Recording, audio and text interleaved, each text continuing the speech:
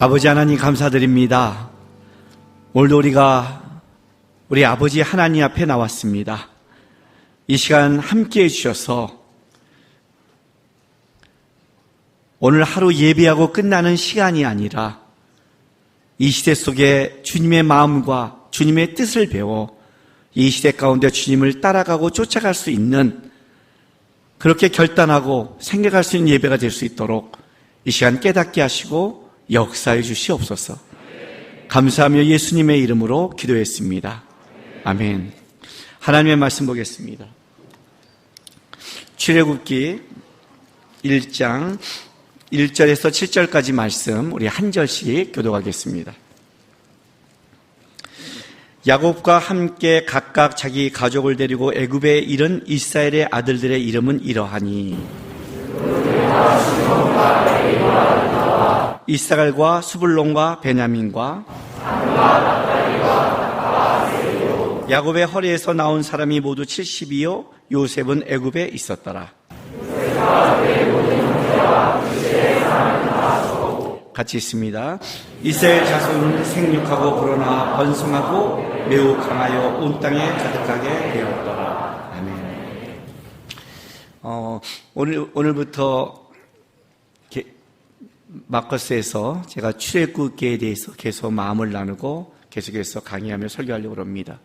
코로나 전에 사실은 이 출애굽기를 하고 싶었는데 코로나가 터지로 말미암아 쉬었다가 이제 다시 이렇게 얼굴을 맞대고 설교할 수 있어서 이제 출애굽기를 시작했는데 코로나 이후에 이 출애굽기를 하는 것이 이 시기에도 하나님 뜻에도 맞는 것 같아요. 그 코로나라는 걸 겪지 않았으면 모르겠지만 겪고 보니까 실제는 이때 이 말씀을 전하는 게 하나님께 좋았구나 하면서 이제 출애굽기에 대한 마음을 여러분에게 전할 겁니다. 창세기 다음에 출애굽기죠. 그죠? 창세기 다음에. 원래 성경이 쓰여질 당시는 창세기 다음에 출애굽기가 아니에요, 여러분. 원래 성경이 쓰여질 당시는 출애굽기 다음이 창세기입니다. 이게 무슨 말이냐면 창세기 출애굽기를 쓴 사람은 모세인데 모세가 창세기부터 살아서 보고 쓴 게 아니잖아요. 모세가 출애굽기 당시에 하나님으로부터 창조 때에 있던 것을 받아서 계시의 말씀을 쓴 거잖아요. 그러면 이스라엘 백성의 현실로 돌아본다면 출애굽기라는 배경 속에 하나님이 이스라엘 백성을 애굽에서 끄집어내고 광야에 가서 시내산에 가서 이제 우리를 끌어내는 하나님의, 우리 아브라함과 이삭과 야곱의 조상의 하나님이 어떤 하나님인가를 궁금해할 때 하나님이 시내산에서 모세를 불러서 너를 끌어내는 하나님은 애굽, 이스라엘 이런 신들 중에 하나가 아니다. 내가 모든 걸 창조했고 모든 걸 끌어간다는 그 하나님을 설명한 게 창세기라는 거예요. 그렇죠? 그래서 모세가 그걸 알고 창세기를 쭉 보다 보니까 뭘 알게 됐냐면 이 출애굽기의 사건이 단순히 하나님이 이스라엘 백성을 끄집어낸 이스라엘 백성을 사랑하는 사건을 넘어서서 죄로 무너진 이 시대 가운데 온 인류를 향한 하나님의 깊은 계획이 있었다는 것을 하나님이 설명하는 거예요. 여러분 이제 출애굽기를 쭉 보면 그래서 이스라엘 백성들에게 하나님이 이렇게 말해요. 너희를 제사장 나라로 삼았다. 단순히 너를 끄집어낸 나라가 아니라 제사장은 뭐예요? 하나님 편에서 하나님의 마음을 백성에게 흘려보내는 자요. 백성의 죄를 가지고 지성소로 들어가서 하나님과 백성을 화목케 하는 그 중간에 있는 자. 제사장이 있음으로 말미암아 하나님과 백성이 화목하는, 이스라엘 백성이 있음으로 말미암아 예수 그리스도가 와서 하나님과 인류가 화목케 하는 그 목적을 갖고 선택했다는 특별한 목적이 있음을 이제 출애굽기를 통해서 알려주는 거예요. 창조 때 창조의 하나님의 것이 아담과 하와의 죄로 무너짐으로 말미암아 어떻게 돼요? 다시 구원이 필요한 거죠. 이 구원이 완성돼야 하나님의 창조가 되는 거니까. 그래서 성경을 쓸 때는 물론 출애굽기의 배경 속에 창세기를 받았지만 우리가 이해하는 순서를 따진다면 창세기를 이해하고 출애굽기를 이해해야 어떻게 돼요? 성경이 이해가 되겠죠. 그래서 이 순서에 따라 쓰는 거예요. 그러면 출애굽기는 뭘 말하는 것이냐? 하나님의 구원이 어떻게 이루어지는 것인가?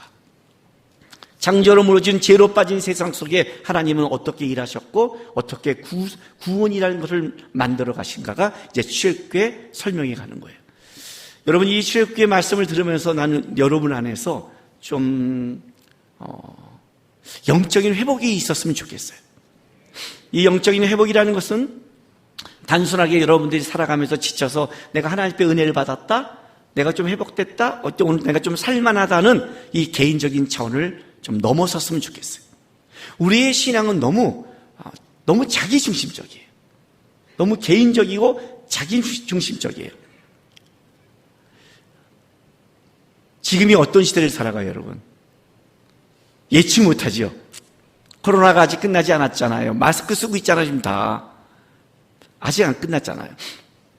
좀 있으면 우리가 마스크를 벗을 것 같은 기대감을 갖고 있지만 만약에 코로나보다 더한 것이 와서 마스크를 벗지 못하고 다시 옛날로 돌아간다면, 그 옛날이란 마스크를 벗을 때가 아니라 다시 백신을 맞아야 되고 다시 대면을 못하게 되는 상으로 돌아간다면 어떠시겠어요?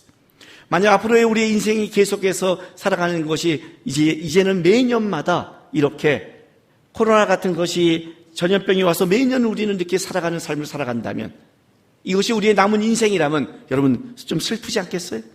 그죠? 러시아와 우크라이나의 전쟁이 끝나기를 원하지만 이 전쟁이 끝나지 않고 중국이 또 대만을 공격해서 전쟁이 확산돼서 우리의 삶이 더 궁핍해진다면 여러분 어떠시겠어요? 만약 그것이 우리에게 주어진 인생이라면. 왜냐하면 시대는 종말을 향해 가고 있어요. 지금부터 벌어지는 우리의 인생의 삶은 그렇게 만만치 않은 것이 어떤 삶이 올지를 모르겠어요. 한 가지 분명한 건 이거예요. 한 가지 분명한 건 끔찍한 노예살이 속에 끔찍한 삶을 살아간다고 할지라도 하나님은 그 속에서 모세란 하나님의 사람을 선택해서 일하고 있고 끌어간다는 거예요. 이해가 되세요? 시대가 끔찍할수록 누가 필요하냐면 하나님의 사람이 필요한 거예요. 뭘 먹을까 마실까 입을까를 쫓는 사람이 아니라 이 시대 속에서 기꺼이 모세처럼 기꺼이 하나님의 사람으로 살아가며 하나님의 구원과 하나님의 일을 위해 기꺼이, 내가 가진 것은 지팡이 하나일지 모르겠지만 주께서 가라면 가고 만나려면 만나고 싸우면 싸우는 그 길을 갈 수 있는 하나님의 사람만 있다면 아무리 암울한 시대 속에서 하나님은 일하시고 끌어가고 있는 거예요. 그게 여러분과 출애굽기를 나누고 싶은 마음이에요. 마음. 오늘도 제가 그 얘기를 들었고 가끔 청년들에게 들어요. 이렇게 어려운 시대가 계속 온다면 우리는 아이를 낳아야 되겠습니까? 그렇지 않아요, 여러분? 사회는 더 끔찍해지고 세상은 더 끔찍해지는데 아이를 낳아야 될까요? 우리의 아이를 낳는데 그 아이가 만약에 우리나라가 우크라이나처럼 러시아의 공격을 받은 것처럼 중국의 공격 안에 우리나라가 무너진다면 그 아이는 어떤 삶을 살겠어요? 여러분, 이건 먼 사건도 아니에요. 불교 100년 전만 돼도 우리나라는 일본의 식민지 하나 있었어요. 아니에요, 여러분? 6.25년 3년의 전쟁을 겪은 나라예요. 아니에요? 우리가 지금 이 평화가 그렇게 긴 시간 속에 우리에게 주어진 거라고 생각하세요? 아니에요, 여러분. 그렇지 않아요. 우리 민족에 대한 환란을 생각해 보세요. 만약 우리 때는 좀 편하다고 우리 자식 때 그 일이 있다면 어떡할까? 아이를 낳아야 되나? 만약 진짜 마지막 때 적그리스도가 오는 재앙 속에 있다면 우리는 아이를 낳아야 되나? 어떻게 살아야 되나? 두렵단 말이에요. 하나님, 내 다음 세대는 어떻게 될까요? 하나님이 저에게 주는 응답은 한 가지밖에 없어요. 나는 그때도 살아있는 하나님이다. 나는 그때도 그 시대의 사람 속에 내가 아브라함과 바울과 다윗을 선택한 것처럼 내가 선택한 사람이 있고 그때도 그 선택한 사람이 나와 함께 한다면 그 시대가 아무리 어려워도 그는 하나님의 사람으로 그 시대에 영광을 돌릴 것이다. 끔찍한 시대가 올수록 더 강력한 하나님의 사람이 일어나는 거고 그 하나님의 사람만 있다면 아무리 애국 같은 아무리 끔찍한 노예살이에도 구원을 이룰 수 있는 것처럼 진짜 중요한 거는 세상의 환란이 아니라 하나님이 안 계신 게 아니라 하나님은 계시고 세상은 환란이 와도 그 속에 세상을 보지 않고 하나님을 바라보는 하나님의 사람이 있는가? 여러분들이 좀 허리를 좀 동요매고 하나님 앞에 예배했으면 좋겠어요. 이 시대 속에서. 왜냐하면 어차피 여러분이 다음 시대에 하나님의 나라의 주요가 아니에요. 그렇지 않겠어요? 저는 아니잖아요. 저 은퇴 10년 남았어요. 10년이면 은퇴 끝이에요, 저. 끝난 다음에 뭐예요? 준비하고 천국 가야죠. 내가 왜 이 땅에 있어? 왜 여기서 이 땅만, 주님 만나야지 여러분만 만나서 안 되잖아요, 제가. 앞으로 20년 후에 누가 할 거예요? 앞으로 30년 후에 누가 할 거예요? 앞으로 40년 후에 누가 할 거냔 말이에요. 이 땅의 청년들 아니에요. 뭘 먹을까 마실까 입을까를 좀 넘었으란 말이에요. 아셨어요? 오늘 출애굽기 1장 1절부터 7절을 그래서 여러분과 좀 먼저 나누려고 합니다. 여러분, 의미 없는 인생이 있을까요? 의미 없는 삶이 있을까요? 의미가 있다면 어떤 게 의미가 있는 삶이고 의미가 없다면 어떤 게 의미가 없는 일일까요? 생각해 본 적 있나요? 아침에 눈을 뜨고 살아가는 모든 여기 많은 사람들이 있는데 이 한 사람 한 사람이 오늘 어떤 사람은 의미 있게 인생을 살았고 어떤 사람은 의미 없게 살았을까요? 제가 왜 이 말을 묻냐면 청년 집회를 하다가 가끔 제가 청년들에게 이런 질문을 해요. 너가 성경 속의 인물 중에 만약 하나님께서 원한다면 네가 본받고 싶은 인물, 너가 만약 하나님이 너에게 준다면 어떤 인물이 되고 싶니? 라고 청년 집회에 물으면 청년들이 고민하다가 얘기를 해요. 절대 야곱은 나온 일이 없고요. 요셉, 항상 주요 등장하는 인물 요셉, 예? 다윗, 모세, 예, 모세, 바울, 어떤 자는 예수님, 겁이 없이. 지금 자기가 딱 그 말을 하는 순간 그 변화산 상의 베드로의 말이 생각났어요. 주님 여기가 좋사오니 하면서 그 전에 베드로가 자기가 무슨 말을 하는지 알지 못하더라. 예수님 막 나오는 거예요. 그럼 제가 이렇게 세워요. 딱. 자, 요셉 그러면 이제 요셉들이 일어나요. 여기 이제 여기도 있을 거 아니에요, 그죠? 있잖아. 여기 하면 있단 말이에요, 지금. 다윗 있단 말이에요, 다. 모세 있단 말이에요. 요셉이 딱 일어나요. 그럼 내가 요셉을 세워놓고 축복을 해요. 그대들은 앞으로 요셉 같은 인생이 되길 원합니다. 그럼 또 아멘 그래요. 그리고 이렇게 말하죠. 당신은 오늘 예배가 끝난 다음에 돌아간 다음에 아마 형제들에게 인신매매가 될 겁니다.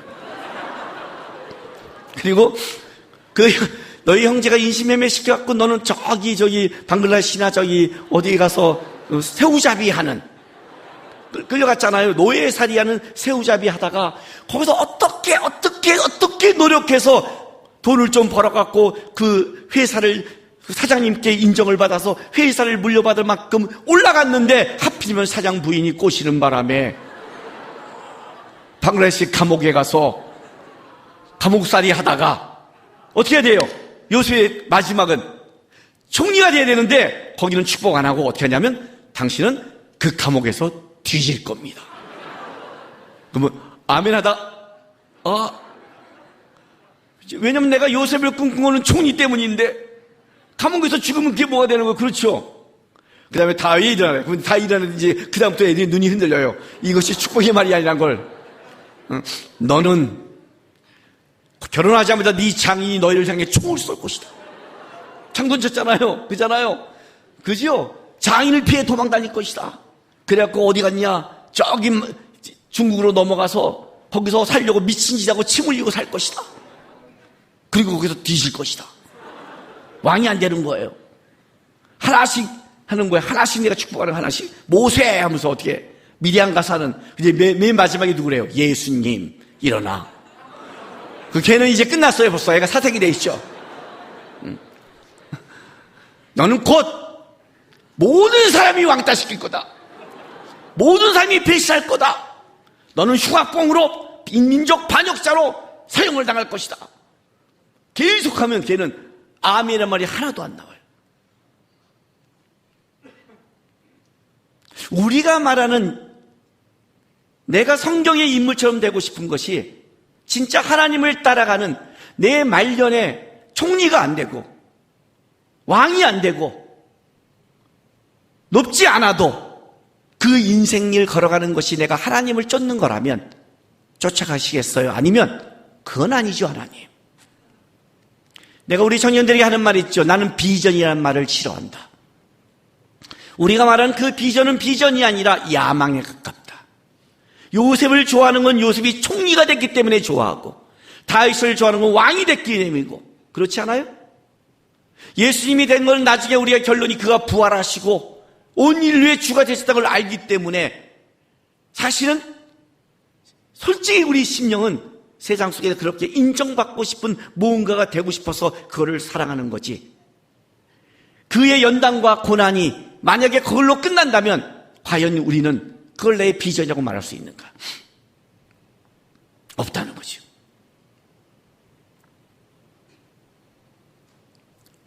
저한테 누구를 닮고 싶냐고 말한다면 저는 야곱이에요. 저는 야곱이에요. 요셉을 꿈의 사람이라고 했잖아요. 요셉은 꿈의 사람이 아니에요. 요셉은 똑같은 꿈을 한 번밖에 안 꿨어요. 야곱도 꿈 꿨어요. 베델에서, 밧다라에서. 야곱은 환상도 봤어요. 근데 왜 요셉이 꿈의 사람이에요? 그럼 왜 꿈 때문에 팔려갔는데? 총리 때문에 그런 거예요. 야곱은 된 게 없잖아요. 제가 왜 야곱을 사랑한 줄 알아요? 인생의 역경과 고난을 다 겪었는데 그의 말년의 맨 마지막에 12아들에게 축복하는 영적인 분별력을 갖고 있는 자. 아시죠? 요셉이 문에서와 에브라임을 데리고 왔을 때 어떻게 해요? 앞이 안 보이는데 손을 엇막잖아요. 요셉같이 똑똑한 자가 놀래잖아요. 안 돼요, 아버지. 본문 그대로 말하면 이런 말이 아니에요. 안 돼, 그렇게는 아버지. 이렇게 말이 안 되게 말했어요. 요셉이 너무 급하니까 한번 축복을 가면 그 축복이 영원한데 장남에게 권능의 손이 가야 되는데 엇맞히니까. 그때 야곱이 뭐라 해요? 아들아, 나도 안다. 나도 안다. 눈은 안 보이는데 영적인 분별력을 가진 자. 인생의 모든 여건과 고난은 다 당했고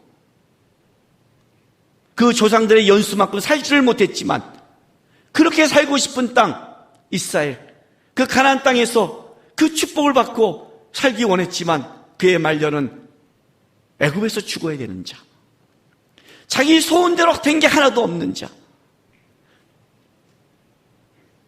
죽기 17년 전에 겨우 요셉이 산 걸 알아서 아들도 죽은 줄 알고 가슴 아파한 자, 그런 아들을 만난 기뻤지만 자기의 고향을 떠난 자, 그리고 늙어서 가나안 땅을 바라보면서 그냥 죽어했던 자, 그러나 하나님을 향해서는 깨어있고 축복하는 자. 만약 우리 인생이 고단하고 어려운 인생만 살아가라고 한다면, 그러나 내 영적으로는 깨어있고 영적으로는 하나님 앞에 온전하다 한다면 여러분은 어디를 선택하시겠어요? 그래서 묻는 거예요. 의미 없는 삶, 의미 없는 일이 있을까? 왜냐하면 대변인회 시작하자마자 내가 여러분과 욥기를 달았어요. 그렇죠? 구약에는 큰 두 줄기가 있다고 그랬죠. 첫 번째 가장 큰 줄기는 뭐예요? 신명기 사관이라고 그랬어요. 신명기 28장의 말씀, 기준이 율법이란 말이에요. 너가 이 말씀을 지키면 들어가도 복을 받고 나가도 복을 받고, 이 율법을 어기면 들어가도 저주를 받고 나가도 저주를 받는 하나님의 말씀의 기준이 갖고 복과 화가 있는 하나의 줄기가 쭉 가고 있는데, 그런데 거기 보면 우리가 이해하지 못하는 하나가 있어요. 다윗은 하나님의 마음에 합한 자인데 왜 사울이 창을 던지고, 왜 하나님께 의롭게 해서 아벨은 죽어야 되고, 이해하지 못한, 내가 하나님 앞에 의미 있고 바르게 살려고 나는 기도하는데 왜 내 인생은 이렇게 꼬여야 되고 어려워야 되는, 이해하지 못한 속에 또 하나의 줄기가 그 안에 가고 있어요. 그게 욥기예요. 뭐라고요? 잘잘못을 넘어서서 하나님이 더 의로운 자를 더 의롭게, 훌륭한 자를 더 훌륭하게 만든 하나님의 뜻을 만들기 위한 고난과 연단이 있다는 거예요. 이 줄기가 하나 흘러가요. 신명기 상한을 하면 100% 맞지는 않지만 굳이 맞힌다면 신명기상하는 고등학교 학생까지 적용한달까요? 야, 너 이거 하면 상 주고 이거 하면 벌 줘. 애를 키우면서. 그러나 이제 청년이 됐을 때는 뭐예요? 야, 이거 하면 잘하면 복주하는 벌 받는 걸 넘어서서 너가 사람답게 너가 더 훌륭한 자가 되기 위한 스스로 연달하고 공부하는 것. 그게 욥기라는 거예요. 그게 양쪽에 흘러가는 거예요. 근데 욥기에 보면 가장 우리가 이해하지 못한 게 이거예요. 욥이 왜 연단 맞는지 모르는 거예요. 욥이 오늘 살아가고 버티는 의미를 몰라요. 욥이 몰라요. 그걸 알려주고 하는 게 아니라 그건 하늘에서 결정난 사건이고 욥이 살아가는 인생 속에는 욥도 모르고 살아가는 거예요. 이게 어려운 거예요.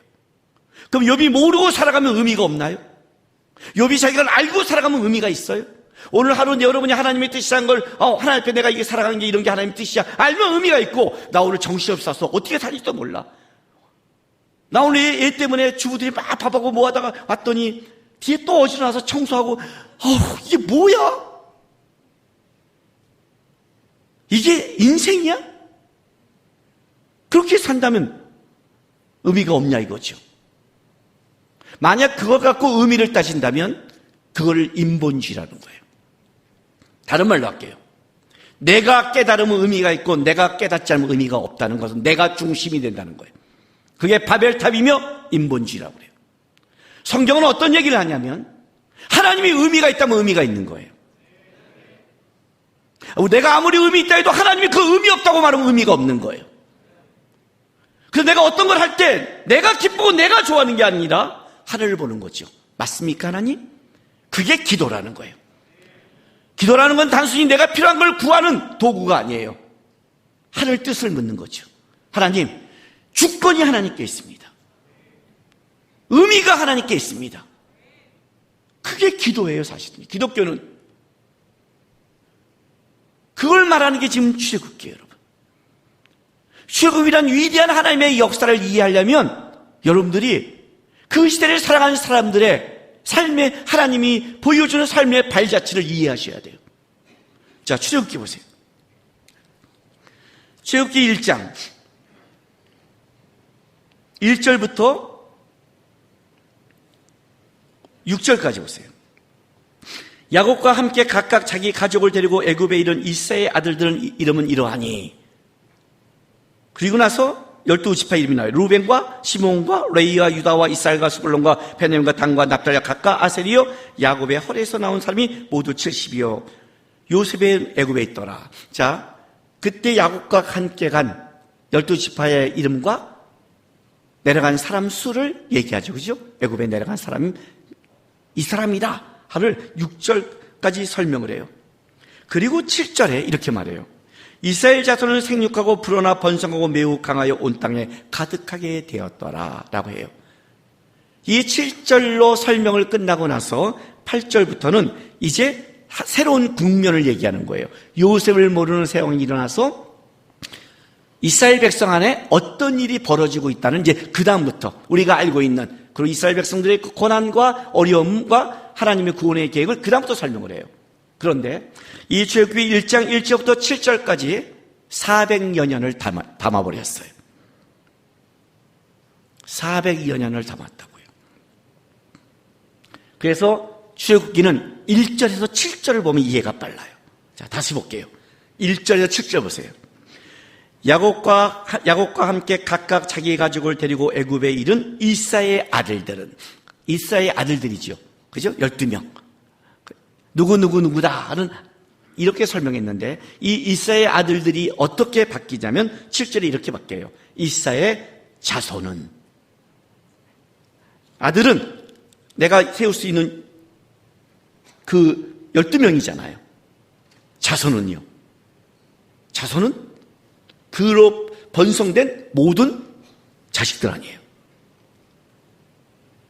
400년 동안 하나님이 하신 일이 뭔지 알아요? 이스라엘의 아들들을 이스라엘의 자손으로 바꾸는 게 그게 하나님의 계획이었어요.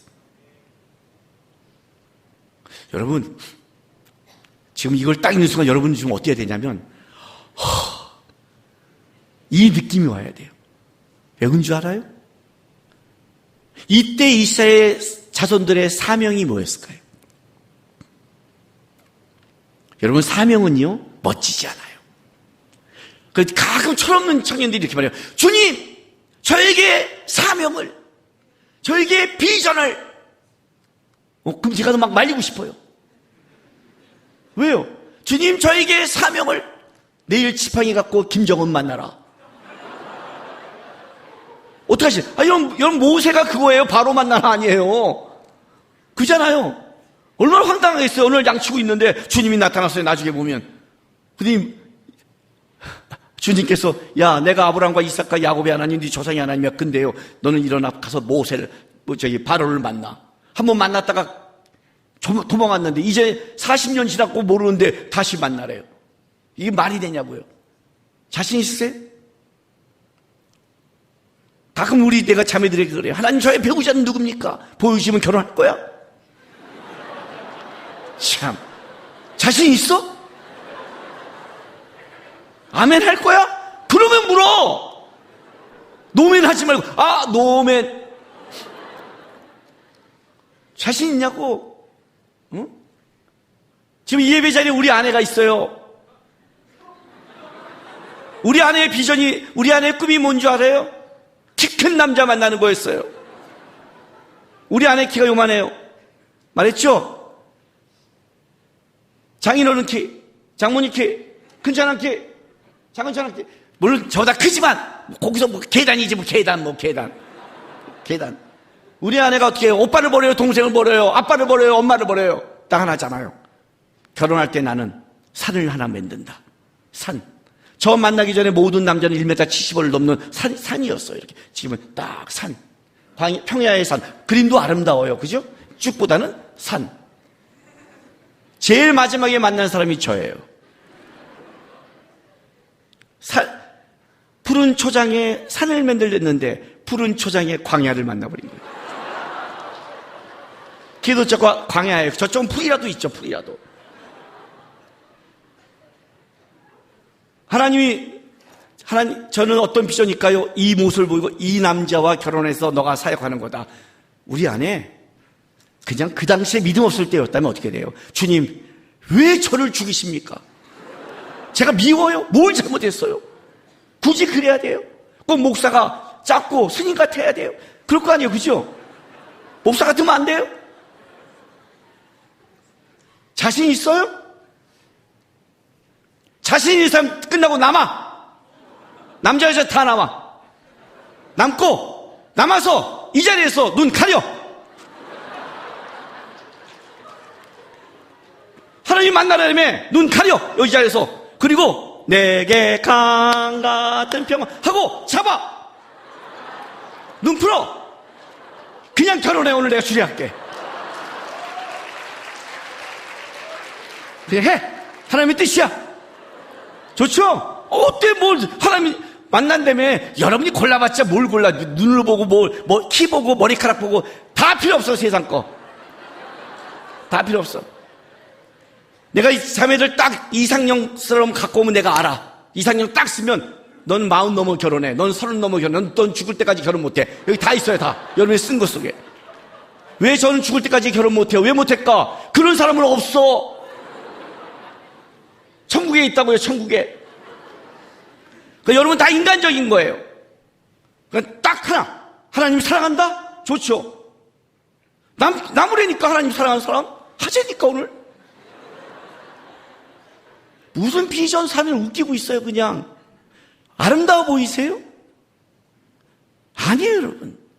감당을 할 수 있어요? 하나님이 말한 걸 할 수 있어요? 비전은요. 사명은 고단한 거예요. 잘 생각해 보세요. 우리가 쫓는 분이 누굽니까? 여러분이 쫓는 자가 누구예요? 우리의 모델이 누굽니까? 예수님이에요. 예수님이 세상에서 성공한 사람을 보이십니까? 세상적으로 액면가로 보자고요. 액면가로. 예수님이 성공했습니까? 짧은 나이에 33살에 이 땅을 떠났습니다. 물론 3년 동안 세상을 놀라게 했지만 그 결론은 반역자였고 흉악범이었고 그렇게 죽어버렸습니다. 그의 제자는 배신했습니다. 예수님이 세상에서 성공한 사람 같아요? 아니에요, 여러분. 그가 하나님의 뜻을 위해 세상에서 얼마나 고단했는데 머리 둘 것도 없었다 그러잖아요. 그가 얼마나 힘든 삶을 살았는데 우리가 믿는 예수니까요. 우리가 쫓는 예수라고요. 근데 우리의 사명이 누구든지 나를 따르면 자기를 부인하고 자기 십자가를 지었는데 예수의 십자가를 아는 자들이 자기 십자가가 멋져 보이세요? 그런 자들이 감히 하나님 앞에 사명을 말해요. 그 사명이 뭔데요? 아까 내가 말한 거랑 똑같아요. 나는 요셉이 되고자 할 때 총리를 버리고 요셉이 당한 고난까지만 생각하세요. 엘리야가 하나님을 불렀을 때 엘리야가 하나님 앞에 이렇게 써요. 내가 열심히 특심이라고 나밖에 없다고. 그때 하나님이 뭐라고 하는지 알아요? 너와 같은 자가 7,000명이 있대요. 그 7,000명 중에 그냥 찍은 게 엘리야였어요. 지가 쓰이니까 위대해 보이죠? 아니요, 여러분. 엘리야가 안 찍고 다른 자를 찍었다면 엘리야는 숨어있는, 그냥 이름도 알려주지 않고 고단하게 하나님을 사랑하고 사라진 무명의 존재로 우리는 알려진 거예요. 알려지면 유명하나요? 그게 알려지면 의미가 있고 알려지면 하나님의 사람인가요? 그런 법칙이면 그건 세상의 법칙이죠. 그렇지 않아요? 제가 이런 말 하지 않았어요? 김남국 목사 마커스에서는 김북근 목사 하나님이 세운다고. 하나님이 그치 저를 쓸 뿐이에요. 너 김남국을 왜 쓰냐? 몰라요. 저도 내가 여러분보다 훌륭하고 다른 목사님보다 더 잘났고 없어요. 그런 거요. 그건 제가 알잖아요. 제가 알아요. 겸손을 떠는 게 아니에요. 느끼잖아요. 여러분 지금 제 설교가 목사님 같아요? 아니면 쌈딱 같아요? 나도 목사님 같으려고 노력을 해요. 저희 올라올 때까지 제가 이런 마음을 갖고 올라왔어요. 따뜻하게 설교하자. 여러분 항상 저는 따뜻하려고 노력을 해요. 하다 보면 3분도 못 봐. 3분도 잊어먹어서 그냥 막 보면 설교 끝날 때 보면 오늘도 지랄 떨었구나. 무슨 목사가 설교단에 올라갔는데 하나님 욕 좀 하나 해주세요. 이렇게 기도하는 사람 봤어요? 몰라요. 저도 왜 썼는지 몰라요. 하나님이 그냥 목사를 불렀고 목사로 사용하니까 목사의 삶을 살려고 애쓸 뿐이에요. 저도 애쓸 뿐이에요. 이름 났다고 유명한 것도 아니고 이름 났다고 잘난 것도 아니고 이름 났다고 하나님 나라 가서 높은 것도 아니에요. 가봐야 알아요. 누가 하는지. 다만 자기의 사명을 감당하는 것은 누구나 어려운 거예요. 저도 이 자리에 설교하기 위해서 또 하나님의 목회를 하기 위해서 오늘 이 시대의 목사로 살기 위해서 저도 벅차게 살아가요. 목사는 시험이 없나요? 목사는 힘듦이 없나요? 각자 있단 말이에요. 그러나 그 길을 걸어가는 싸움을 할 뿐이에요. 왜? 나는 모르지만 주님이 나를 잠을 깨웠고 주님이 나를 그걸 살리기 원한다면 내가 살아가는 게 그게 사명이며 오늘 주님 앞에 살아가는 게 애쓰는 게 내가 주님 앞에 해야 될 헌신이며 소명이기 때문에. 이스라엘 백성들의 사명이 400년 동안 뭔 줄 아세요 여러분? 애 낳는 거였어요. 여기 있는 자매들한테 결혼해서 애 셋 낳는 게 소명이라면 여러분 너무 억울하지 않아요? 요즘 같은 이 시대에 여자가 이런 남녀 성차별, 여자의 사명이 애 셋이라고. 애 낳는 거였다고요. 이 400년 동안 자손을 만드는 거였다고요. 그 자손을 만들기에 뭘 한 줄 알아요? 매일 노예의 삶을 살아갔어요. 아침에 나가서 노예 살이를 해요. 집에 오면 고단해요. 그러다 어떻게 부부가 그래서 좀 체력이 있어서 좀 사랑 나누면 왜 애가 이렇게 잘생긴지 몰라 또. 왜냐면 하나님이 역사할 때니까 애가 막 생기는 거야. 얘네들 애가 안 생겼으면 좋겠는데. 왜 애를 보면 한숨이 나올까요? 노예니까. 노예잖아요. 하나님이 끄집어내기까지 소명 없는 노예잖아요. 내 아들도 나가서 고단한 삶을 살아갈 것이고 내 아들도 애굽에서 사람들에게 맞을 것이고 눈치 볼 것이고 끔찍하게 살아갈 거 아니에요. 내 자식의 삶도. 그게 좋겠냐고요. 걔네는 성폭행 안 됐을 것 같아요. 애국 관리인들에게. 노예로 산 자가 편했을 것 같아요. 그 시대에. 끔찍한 삶을 살아갔을 거예요. 근데 이게 사명이에요, 여러분. 제가 아까 이런 말 했죠. 계속해서 코로나 같은 이것이 매년 벌어져서 우리는 이제 마스크를 사고 죽을 때까지 살아가는 게 우리의 소명이라면 받아들이겠어요? 빨리 러시아의 우크라이나 전쟁에서 정제가 회복되기를 원하는데 계속 정제가 악화돼서 우리의 삶이 이제 끔찍하고 외국 나간, 이제 코로나가 끝나면 외국 나갈 거야가 아니라 이제는 먹고 살기 힘든 우리나라가 된다면, 그 속에 여러분을 하나님이 던져버렸다면 여러분은 받아들일 수 있어요?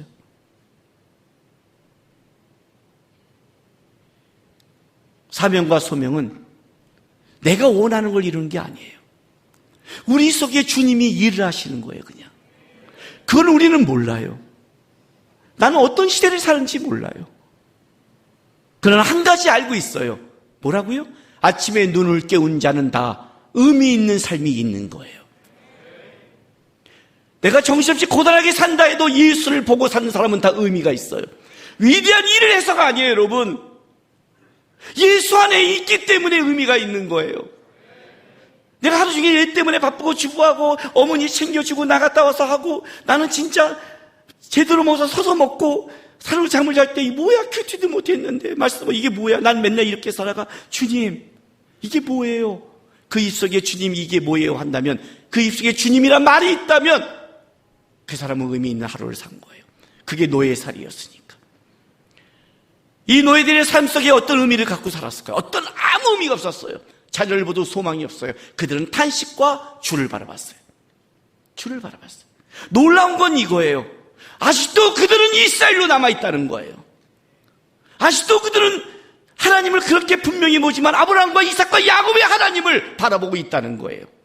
아직도 그 400년 동안 흘러올 때 노예의 살이, 삶은 요셉 때는 풍족했고 점점 노예로 무너져 갔지만 여전히 요셉이 믿는 하나님, 요셉만큼은 신앙이 없을지 모르지만 요셉이 믿는 하나님이 여전히 그 가운데 있고 있다는 거예요. 그러기에 이들은 이스라엘의 자손이라는 이름을 하나님이 붙여준 거예요. 이스라엘의 자손이다. 그들은 그냥 막 애를 낳았다고 생각하죠. 아니요. 창세기 35장 보세요. 창세기 35장에 10절부터 12절 제가 읽어줄게요. 보세요. 하나님이 야곱에게 약속하신 말씀이에요. 야곱이 이렇게 약속해요. 하나님이 그에게 이르시되 내 이름을 야곱이지만은 내 이름을 다시는 야곱이라 부르지 않겠고 이스라엘이 내 이름이 되리라 하시고 그가 그의 이름을 이스라엘이라 부르시고 하나님이 그에게 이르시되 나는 전능한 하나님이라 생육하고 번성하라. 한 백성과 백성들의 총회가 내게서 나오고 왕들이 내 허리에서 나오리라. 내가 아브람과 이삭에게 준 땅을 내게 주고 내가 네 후손에게도 그 땅을 주리라 그래요.